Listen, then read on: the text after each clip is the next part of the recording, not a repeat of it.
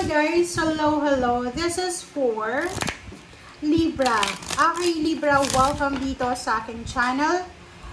This is general reading. So, alamin natin kung anong message para sa'yo.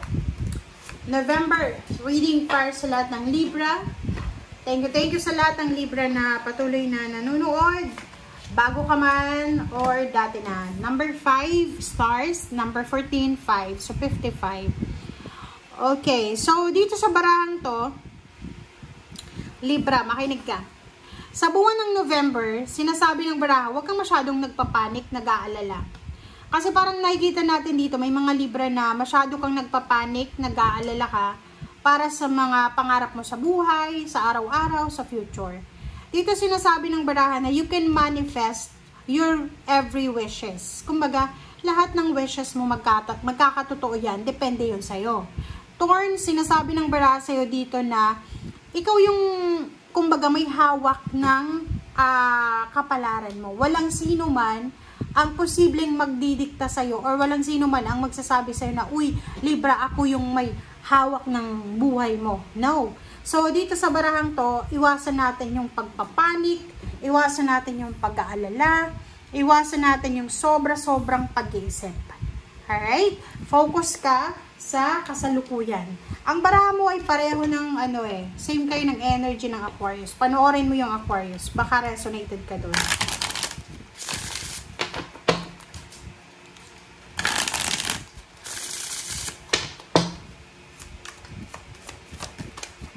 Alright. So, number 5. Ang dami yung 5 sa'yo. Sobra kang attached sa negativity. Isip ka ng isip eh. Okay, so sinasabi ng baraha sa'yo dito, iwasan natin yung sobra-sobrang pag-iisip. Okay? Iwasan mo yung sobra-sobrang pag-iisip kasi hindi yan maganda sa sistema. Especially yung sobra-sobrang pag-iisip, nakakasira siya ng diskarte, nakakasira siya ng plano, maraming sinisira ng overthinking. Yung araw mo, hindi ka makatulog.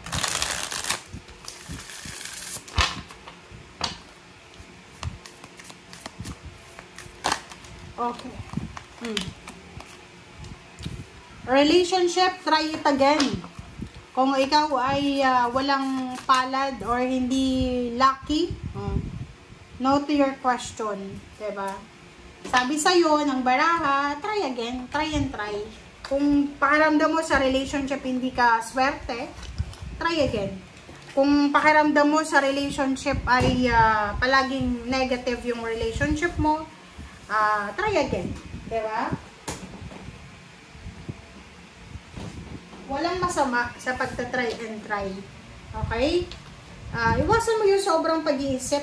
Yun lang ang pinaka dapat mong gawin is umiwas ka sa sobrang pag-iisip. Kasi yun yung nakakasira ng diskarte natin.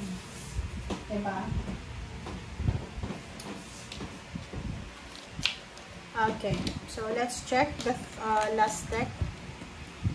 This is for Libra.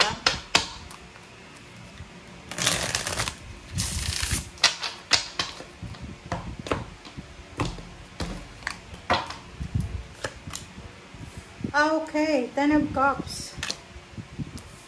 Okay, 7. OMG. So, ang nakikita ko sa'yo dito, Libra, kailangan mong bantayan o kailangan mong proteksyonan ang iyong relationship, ang iyong pamilya. This is 10 of Cups eh. Parang nakikita ko sa'yo dito na takot ka.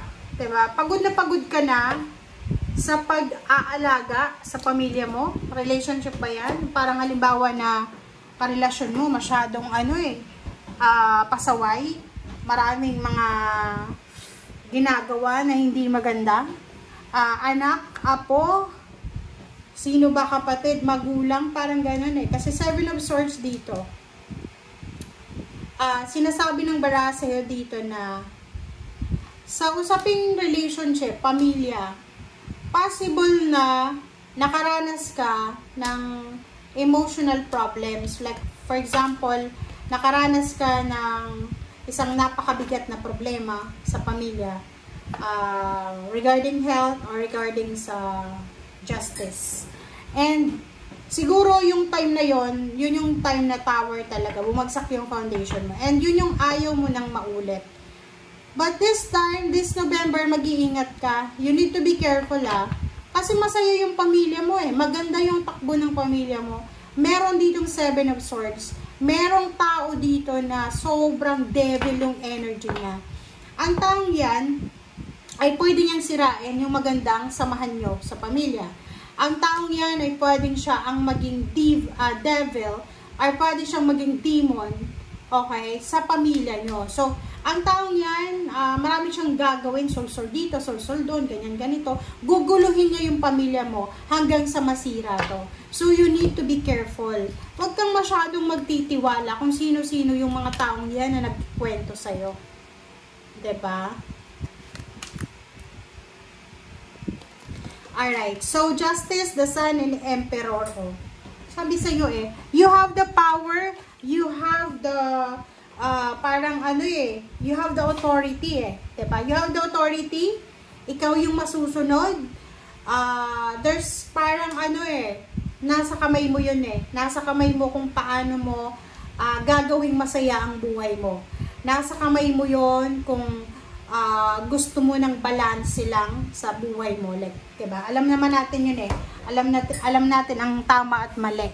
And nasa tamang direction ka kasi parang sinasabi ng barahan na gagawin mo ang lahat para proteksyonan kung ano yung meron ka. Trabaho man yan, relationship, pamilya, tirahan. Basta you're nasa tamang direction ka para proteksyonan yung sarili mo. But the problem is, yun na nga, yung 7 of Swords dito. Ang 7 of Swords kasi na yan, medyo evil siya. Yung parang akala mo, mabuting tao siya, pero, madilim yung utak niya. Like, mag-asawa, pwede niyang paghiwalayin yung mag-asawa. Mag-best friend, pwede niyang pag-awayin yung mag-best friend. Basta, kailangan mo ng prayers dito. First of all, prayers. Kailangan natin dito ng tiwala sa sarili mo. Kasi baka questionin mo yung sarili mo Kasi minsan, di ba, pag nakakaranas tayo ng mga problema, parang minsan kine-question natin ang sarili natin kung tayo ba yung may mali or mali ba tayo. So, this month, sinasabi ng barahan na napaka-powerful ng prayer, na yung prayers ay pwedeng makatulong sa'yo. And, yun na nga, ikaw yung magdedesisyon kung ano yung makakabuti sa'yo. And you have the power, you have the energy, you have the authority na gawin lahat ng gusto mo. Okay? Thank you guys. Bye!